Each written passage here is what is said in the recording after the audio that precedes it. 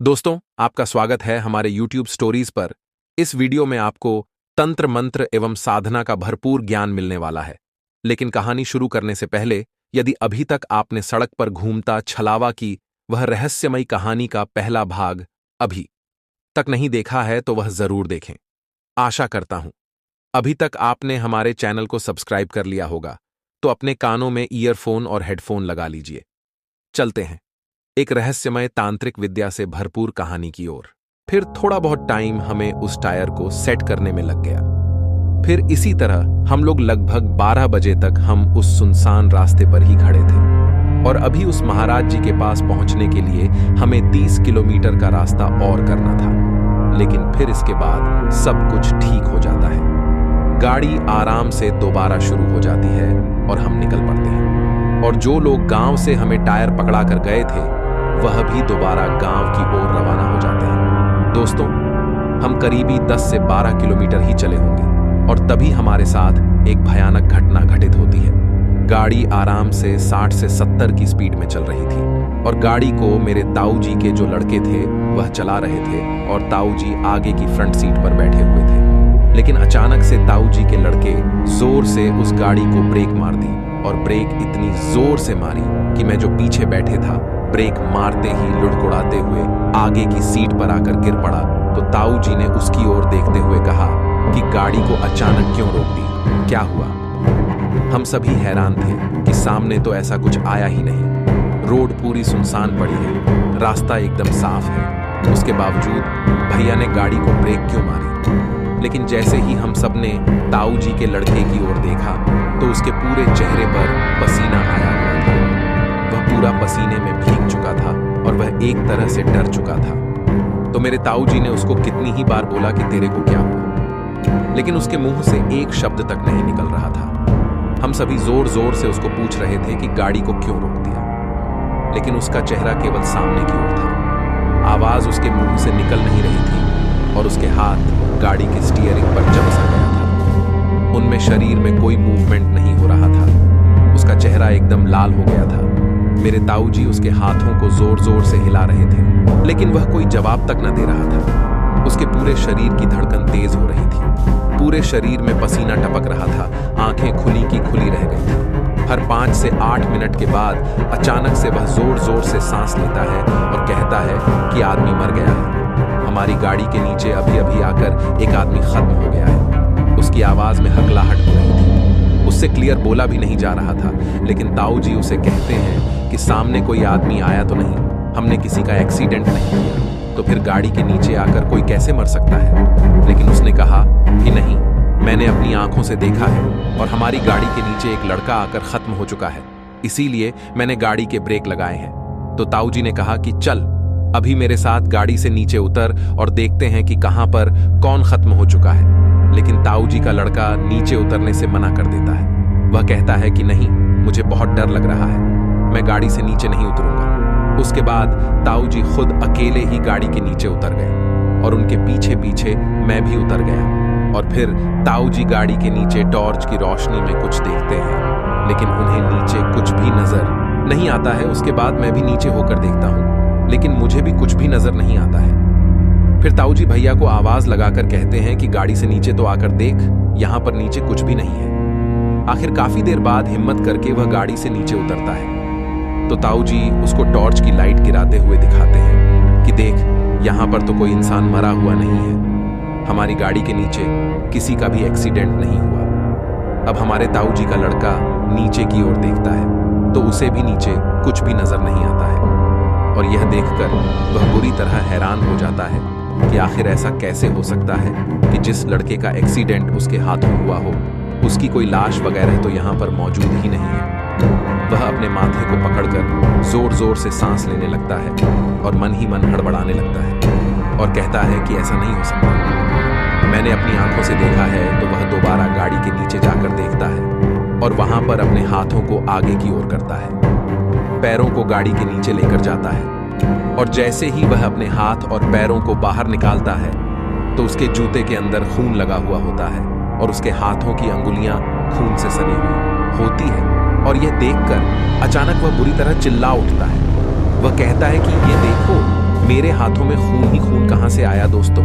उसके हाथों में खून देखकर मेरे ताऊजी भी वापस गाड़ी के नीचे जाते हैं और दोबारा वहां पर टॉर्च की रोशनी में सब कुछ अच्छे से देखते हैं, लेकिन ना तो उन्हें कोई खून नजर आता है और ना ही कोई इंसान नजर आता है। लेकिन जब वह भैया के हाथों को देखते हैं तो उसके हाथों में वाकई में खून लगा हुआ था और उसके जूतों में भी खून के निशान बने हुए थे। तो ताऊजी कहते हैं कि कोई बात नहीं, अभी मैं तेरे हाथ पानी से धुला देता हूं। और फिर हम महाराज जी के आश्रम की तरफ चले गए और फिर वहां पर उनको पूरी घटना बताते हैं। ताऊजी अपने हाथों से अपने लड़के को पकड़कर गाड़ी के सामने लेकर आते हैं, जहां गाड़ी की हेडलाइट्स में उसके हाथों को देखते हैं और उसके हाथों में जो खून के धब्बे लगे हुए हैं, तो उनको धोने के लिए मुझे कहते हैं कि तू गाड़ी के अंदर से पानी की बोतल लेकर आ। ताऊजी के कहने के अनुसार मैं गाड़ी के अंदर से पानी की बोतल लेने के लिए आ जाता हूं कि अचानक बाहर जोर से ताऊजी के चिल्लाने की आवाज आती है।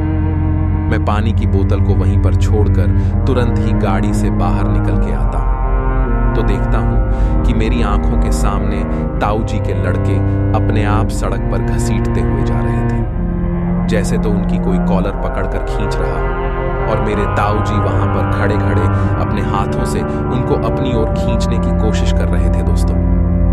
यह देखकर मेरा कलेजा फट सा गया हो, मेरे मुंह से एक शब्द तक नहीं निकल पाता है। मैंने अपनी आंखों के सामने पहली बार ऐसा भयानक मंजर को देखा था। मुझे समझ में नहीं आ रहा था कि यह हो क्या रहा है और ऐसा लग रहा था कि मेरी जान अभी निकल जाएगी। अब मैं उम्र में छोटा था तो ऐसा नहीं होने दूंगा, तू बस गाड़ी के नीचे से सरिया निकाल। इसकी मां की मैं देखता हूं दोस्तों। मैं जैसे तैसे करके अपने पैरों को उठाता हूं और सीट के नीचे से एक लंबा सा लोहे का सीरिया निकालकर अपनी ताऊजी को लाकर पकड़ता हूं। ताऊजी मुझसे कहते हैं कि तू मेरे साथ चल, लेकिन मैं मना कर देता हूं। लेकिन ताऊजी मुझे कहते हैं कि तुझे कुछ नहीं करना, केवल मुझे ये टॉर्च दिखा देना, क्योंकि मेरी दूसरे हाथ में सीरिया रहेगा तो तू मेरे पीछे पीछे रहना, आगे आगे मैं रहूंगा। अब ऐसी मुसीबत में अपने ताऊजी को देखकर मैं नहीं होने दूंगा, तू बस गाड़ी के नीचे से सरिया निकाल। इसकी मां की मैं देखता हूं दोस्तों। मैं जैसे तैसे करके अपने पैरों को उठाता हूं और सीट के नीचे से एक लंबा सा लोहे का सीरिया निकालकर अपनी ताऊजी को लाकर पकड़ता हूं। ताऊजी मुझसे कहते हैं कि तू मेरे साथ चल, लेकिन मैं मना कर देता हूं। लेकिन ताऊजी मुझे कहते हैं कि तुझे कुछ नहीं करना, केवल मुझे ये टॉर्च दिखा देना, क्योंकि मेरी दूसरे हाथ में सीरिया रहेगा तो तू मेरे पीछे पीछे रहना, आगे आगे मैं रहूंगा। अब ऐसी मुसीबत में अपने ताऊजी को देखकर मैं उन्हें मना नहीं कर पाया तो मैंने कहा ठीक है, मैं आपके पीछे पीछे ही रहूंगा और आप आगे आगे रहना। दोस्तों ताऊजी घर की औरतों को कहते हैं कि तुम गाड़ी से बाहर पैर भी मत रखना और पूरी गाड़ी के पर्दे वगैरह बंद करे रहना। अब उनकी वह कमांडर गाड़ी थी तो उसमें कोई फाटक वगैरह तो था नहीं, केवल पर्दे लगे हुए थे। तो अंदर जो 3 औरतें बैठी हुई थीं और बाकी 2 बच्चे थे, उनको अंदर बैठा देते हैं और उनको कहते हैं कि चाहे कुछ भी आए यहाँ से बाहर मत निकलना। दोस्तों मैं और ताऊजी झाड़ियों की ओर आ जाते हैं, जहां पर मेरे बड़े भाई यानी कि ताऊजी के लड़के घसीटते हुए पहुंच गए थे आगे आगे। ताऊजी अपने हाथों में लोहे का सीरिया पकड़े हुए चल रहे हैं और अपने मन ही मन कुछ मंत्र बोलते जाते हैं। अब चूंकि मैंने आपको पहले ही बताया था कि हमारे जो ताऊजी हैं वह हमेशा से ही कई बाबा जी वगैरह के पास जाते रहे हैं और खुद भी हनुमान जी की भक्ति करते हैं, तो थोड़ी बहुत ऐसी चीज वह जानते थे और इसी वजह से उन्हें इन चीजों का डर भी नहीं लग रहा था जितना मुझे लग रहा था। मैं तो बस उनके पीछे पीछे हाथों में टॉर्च लिए चल रहा हूं, लेकिन जैसे ही उन झाड़ियों के पास पहुंचे तो हमें वहां पर कुछ भी दिखाई नहीं दे रहा था ना हमें बड़े भैया मिल रहे थे ना, उनका कोई निशान मिल रहा था।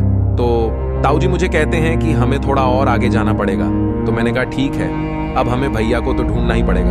हम करीब 15-20 मिनट तक ताऊजी को लड़के को ढूंढते हैं, लेकिन वह हमें कहीं भी नजर नहीं आते हैं। थक हार कर हम वापस गाड़ी के पास आ जाते हैं, क्योंकि दूसरी ओर हमें अपने परिवार की औरतों और बच्चों की भी चिंता हो रही थी।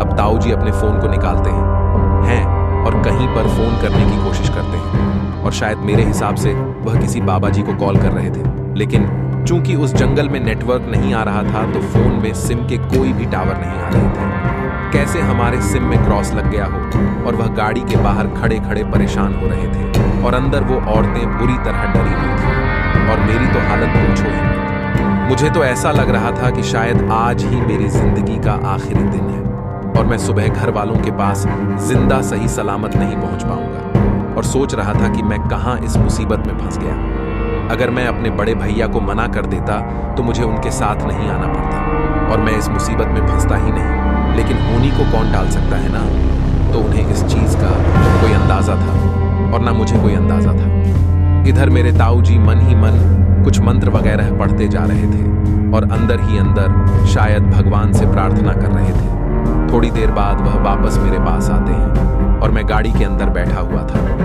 वो मुझे कहते हैं कि एक बार फिर मेरे साथ दोबारा चल। तो मैंने कहा कि हम अभी थोड़ी देर पहले ही तो जाकर आए हैं। तो उन्होंने कहा कि इस बार हमें वह जरूर मिल जाएगा। तो मैंने कहा कि किस ओर चलना है।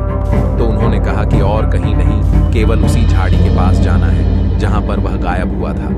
तो मैं दोबारा उनकी गाड़ी से बाहर निकलता हूँ और हाथों में टॉर्च लेकर सामने उस झाड़ी की ओर जाते हैं। अब जैसे ही हम वहां पर पहुंचते हैं तो हमें भैया बेहोशी की हालत में पड़े हुए मिलते हैं। मुझे कुछ समझ में नहीं आ रहा था कि अभी 2 मिनट पहले तो हम यहां पर अच्छी तरह देख कर गए थे। तब तो हमें यहां पर कोई नजर नहीं आया था और अब अचानक से ये बेहोशी की हालत में यहां पर कैसे पहुंच गए। खैर, मैंने इस ओर ध्यान देना छोड़ा और एक तरफ खुश भी हो रहा था कि चलो भैया मिल चुके हैं। ताऊ जी ने लोहे के सरिये को मुझे अपने हाथ में पकड़ाया और भैया को अपने कंधों पर लाद लिया और उठाकर गाड़ी के अंदर लाकर बिठा दिया। जो गाड़ी के अंदर औरतें बैठी हुई थीं, उनमें मेरी एक ताई जी थी और दूसरी इन भैया की पत्नी यानी मेरी भाभी थी और तीसरी एक और महिला थी। तो मेरी ताई जी उनके ऊपर कुछ पाने के छींट के मारती हैं और मेरे ताऊ जी गाड़ी के अंदर सीट के नीचे से एक थैली में से भभूति बाहर निकालते हैं और उसके चेहरे पर रगड़ते और उसको कुछ मुंह में लगाते हैं। दोस्तों, जैसे ही उसके माथे के ऊपर वह भभूति लगाते हैं, उनको होश आता है। ताऊ जी ने उससे कुछ नहीं पूछा कि वह इतनी देर कहाँ गायब हो गया था, उसे क्या हो गया था। वो उसको पीछे की सीट पर सुला देते हैं और खुद गाड़ी चला के ड्राइविंग करने के लिए ड्राइविंग सीट पर बैठ जाते हैं।